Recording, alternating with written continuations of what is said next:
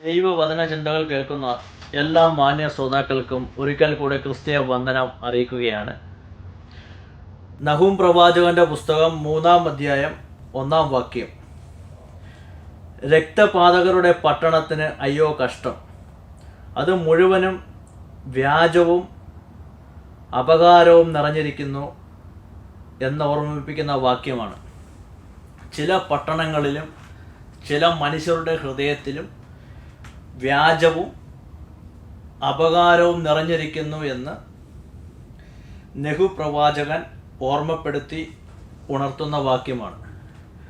അവരെ നോക്കിക്കൊണ്ട് പറയുന്നത് നിങ്ങൾക്ക് കഷ്ടം എന്നുള്ളതായ വാക്കുകളാണ്.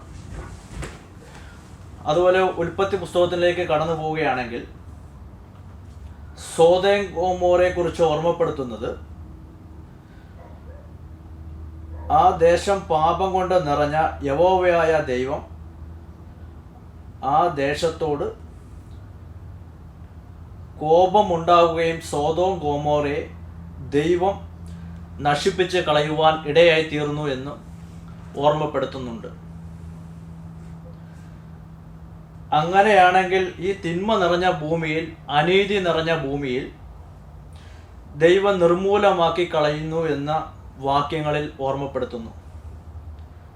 ഈ ഭൂമി ജലപ്രളയം കൊണ്ട് നിറയപ്പെടുകയും ഈ ഭൂമിയിലെ സകല ജീവജാലങ്ങളും ഇല്ലായ്മയായി പോവുകയും ചെയ്യും എന്നും ബൈബിളിൽ രേഖപ്പെടുത്തുന്നു. ഭൂമിയിൽ നിറഞ്ഞു നിന്ന തിന്മ നിമിത്തം നമ്മളുടെ ബൈബിളിൽ രേഖപ്പെടുത്തുന്നു.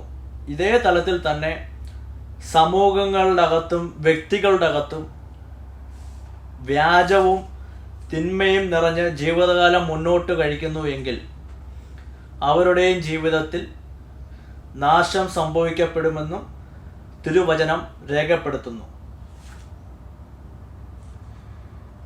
ഇസ്രായേൽ മക്കൾ മിസ്രൈമിൽ നിന്ന് വാഴ്ത്തത്ത നാട്ടിലേക്ക് പോകുന്ന വഴിയിൽ ജീവനുള്ള ദൈവത്തെ വിട്ട് കാളക്കുട്ടിയെ ഉണ്ടാക്കി അതിനെ ആരാധിക്കുന്ന കണ്ടപ്പോൾ അവരുടെ ഹൃദയത്തിൻ്റെ തിന്മ നിറഞ്ഞ അനുഭവത്തെ കണ്ടിട്ട് ദൈവം അവരെ ശിക്ഷിക്കുകയും ഇടയായി തീർന്നു എന്നും 3000 പേർ ഒരു ദിവസം കൊണ്ട് പട്ടുപോകുവാൻ ഇടയായിപ്പോയി എന്നും രേഖപ്പെടുത്തുന്നു. അതുപോലെ യെശയ്യാ പ്രവാചകന്റെ പുസ്തകം ഒന്നാം വാക്യത്തിൻ്റെ 4-നകത്ത് സർവശക്തിയുള്ള ദൈവം അയ്യോ പാപമുള്ള ജാതി, അകർത്യഭാരം ചുമക്കുന്ന ജനം, ദുഷ്പ്രവർത്തിക്കാരുടെ സന്തതി, വഷളായി നടക്കുന്ന മക്കൾ, അവർ യഹോവയെ ഉപേക്ഷിച്ചു ഇസ്രായേലിൻ്റെ പരിശുദ്ധനെ നിരസിച്ചു പുറകോട്ടു മാറിക്കളഞ്ഞിരിക്കുന്നു എന്ന വാക്യമാണ്.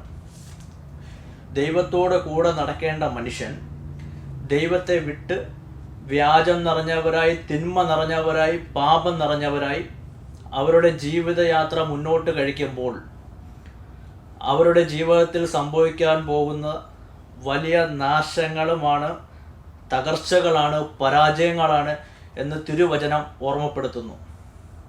ഞാനും നിങ്ങളും മനസ്സിലാക്കേണ്ടതും ചിന്തിക്കേണ്ടതും ദൈവത്തെ വിട്ട് തിന്മകളും വ്യാജവും അപകാരവും നിറഞ്ഞവരായി നമ്മൾ നാശത്തിലേക്ക് പോകുന്നവരായിട്ടല്ല.